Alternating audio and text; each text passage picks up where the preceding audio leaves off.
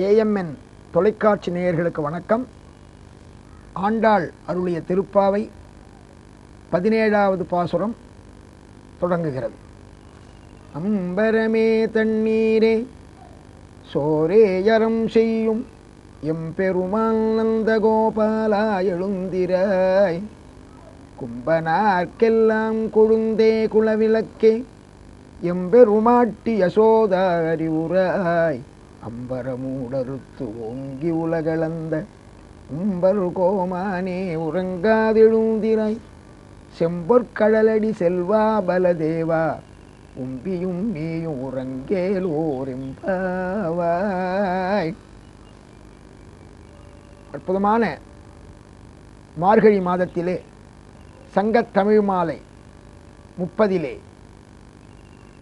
17வது திருப்பாவையை அனுபவித்துக் கொண்டிருக்கிறோம். முதல் 5 பாடல்களிலே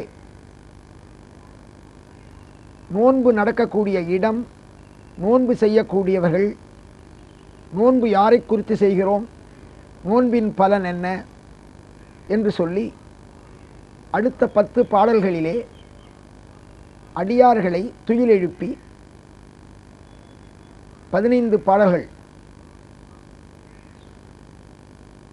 திருப்பாவையிலே முடித்து 16வது பாடலிலே கோயில் காப்பானே வாயில் காப்பானே என்று சொல்லி திருமாளிகையின் வாயில் காவலர்களாகிய இருவரையும் எழுப்பி இப்பொழுது உள்ளே செல்கிறாள் ஆண்டாளும் ஆண்டாளுடைய திருக்கூட்டமும்.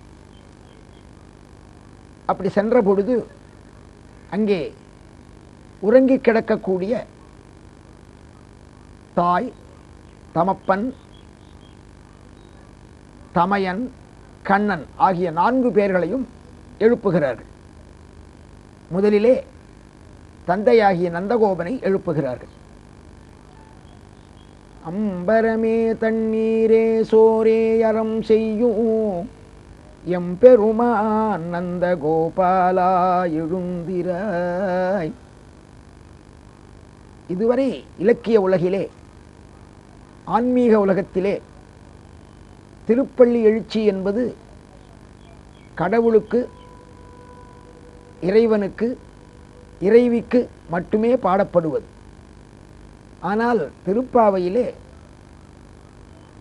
முதலிலே அடியார்களை எழுப்பி, அதற்கு பிறகு காவலாளிகளை எழுப்பி, அதற்கு பிறகு மன்னனுடைய இணையாக இருக்கக்கூடிய ராணி, பட்டத்து ராணி, அடுத்து மகன், அடுத்து மகனுடைய அண்ணன் என்று ஒரு குடும்ப திருப்பள்ளி எழுச்சியை வேறு எங்கும் நாம் பார்க்க முடியாது. ஆண்டாள் பல புரட்சி செய்கிறாள்.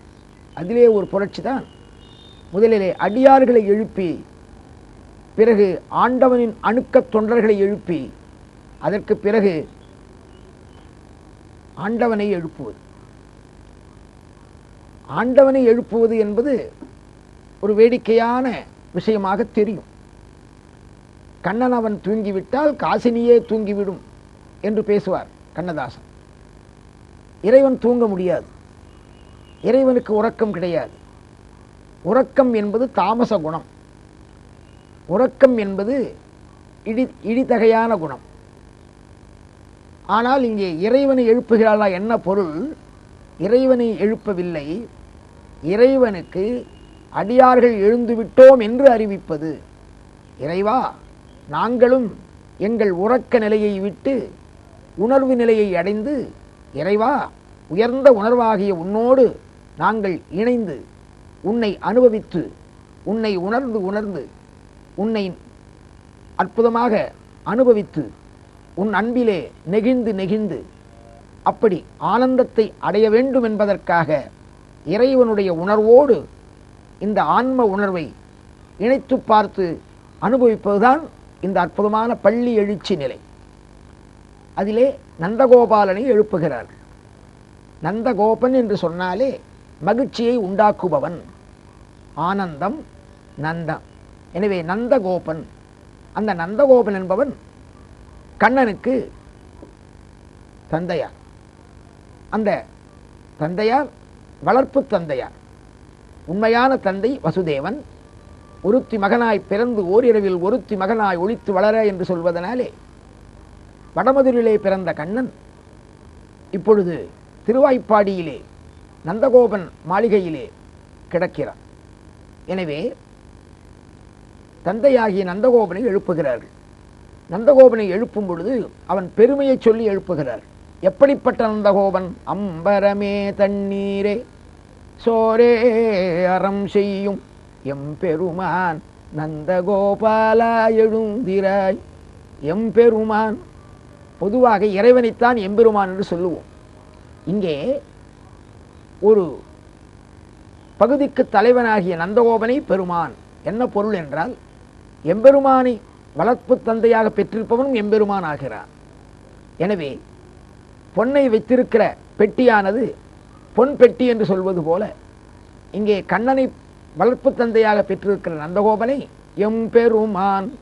அது மட்டுமல்ல, அவனை ஏன் நாம் கொண்டாடுகிறோம் என்று சொன்னால், அவன் எல்லாவற்றையும் கொடுப்பவன். எதையெல்லாம் கொடுப்பவன்? அம்பரமே தண்ணீரே சோரே அறம் செய்யும் எம்பெருமான். எதை எதை கொடுக்கிறானாம்? ஒரு மனிதனுக்கு அவசியமான தேவைகள் 3. 1 ஆடை. உணவில்லாமல் கூட இருந்து விடலாம், ஆடை இல்லாமல் இருக்க முடியாது. எனவே மானம் என்பது மிகவும் முக்கியமானது ஆகையினாலே அந்த மானத்தை காப்பது ஆடை. எனவே ஆடையாகிய அம்பரம், அம்பரம் என்றால் ஆடை, ஆடையை கொடுக்கிறான், உடைகளை கொடுக்கிறான். ஆக நந்தகோபன் தன்னுடைய மக்களுக்கு உடைகளை அறம் செய்கிறான், தானமாக வழங்குகிறான். அம்பரமே, அது மட்டுமா? தண்ணீரே, தண்ணீரை தருகிறான். ஏனென்றால் இந்த உலகத்திலே நீரின்றி அமையாத உலகினில் யார் யாருக்கும் வானின்று அமையாத ஒழுக்கு என்று வள்ளுவன் சொல்லியிருக்கிறார். எனவே தண்ணீர் முக்கியம். எனவே குடி தண்ணீரை வழங்குகிறார், நல்ல குடி தண்ணீர், பாதுகாக்கப்பட்ட குடி தண்ணீர்.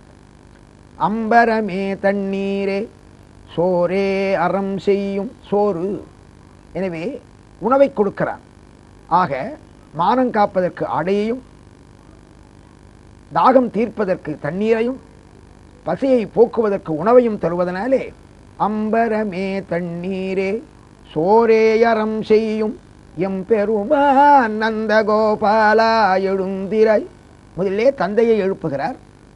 அடுத்து பக்கத்திலே படுத்து கொண்டிருக்கக்கூடிய தாயை எழுப்புகிறார். அம்பரமே தண்ணீரே சோரே அறம் செய்யும் எம்பெருமான் நந்தகோபாலா எழுந்திராய்.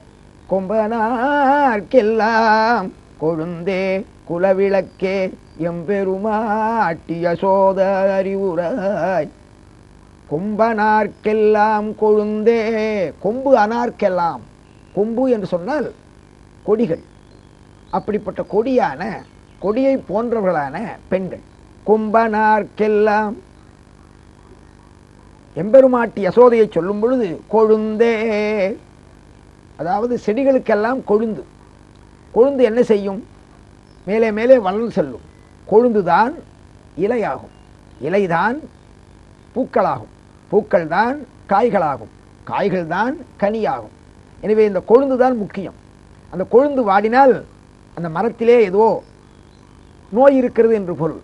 எனவே அந்த நாட்டு மக்களுக்கெல்லாம் கொழுந்தாக விளங்கக்கூடிய எல்லோருடைய அற்புதமான உணர்வுகளையும் பிரதிபலித்து அதை போக்கக்கூடிய அம்பரமே தண்ணீரே சோரே அறம் செய்யும் எம்பெருமான் நந்தகோபனுக்கு ஏற்ற ஒரு அற்புதமான எம்பெருமாட்டி. ஆகையினாலே கொம்பனார்க்கெல்லாம் கொழுந்தே குலவிளக்கே, ஆயர் குலத்துக்கு விளக்காக விளங்குகிறாள் அந்த யசோதை பிராட்டியார். ஆகையினாலே கொம்பனார்க்கெல்லாம் கொழுந்தே குலவிளக்கே எம்பெருமாட்டி யசோதா அறிவுராய். கவனிக்க வேண்டும். அம்பரமே தண்ணீரே சோரே அறம் செய்யும் எம்பெருமான் நந்தகோபாலா என்று சொல்லி எழுந்திரா என்று சொன்னார். ஆனால் கொம்பனார்க்கெல்லாம் கொழுந்தே குலவிளக்கே எம்பெருமாட்டி யசோதனால் எழுந்திராய் சொல்லவில்லை, அறிவுராய். என்ன பொருள்? தன்னினத்தைச் சேர்ந்தவள்.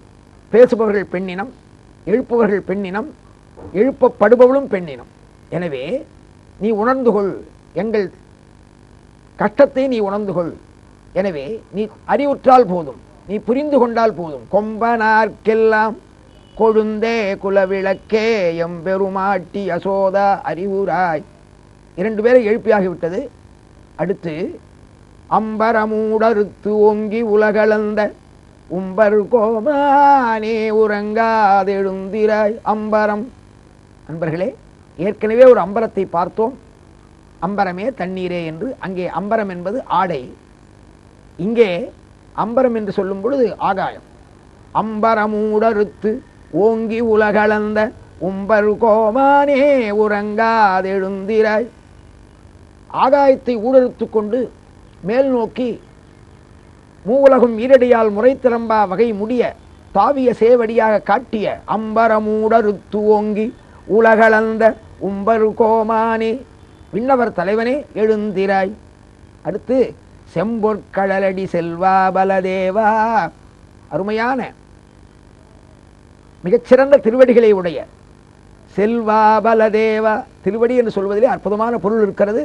அடியானாக இருப்பதனாலே ஆதிசேஷன் அம்சமாக சென்றால் கொடையாம், இருந்தால் சிங்காசனமாம், நின்றால் மரவடியாம் என்று இருப்பதனாலே செம்பொற்கழலடி செல்வா பலதேவா. கண்ணனுடைய அண்ணனாகிய பலராமனை எழுப்பி செம்பொற்கழலடி செல்வா பலதேவா உம்பியும் நீயும் உறங்கேலோரெம்பாவாய். நீயும் எழுந்திரு என்று சொல்லி இந்த பாடலிலே தந்தையை எழுப்பி, தாயை எழுப்பி, மகனை எழுப்பி, அண்ணனாகிய பலராமனை எழுப்பி, அடுத்து நப்பிண்ணை பிராட்டி எழுப்பு இருக்கிறார்கள். தொடர்ந்து பார்ப்போம். நன்றி, வணக்கம்.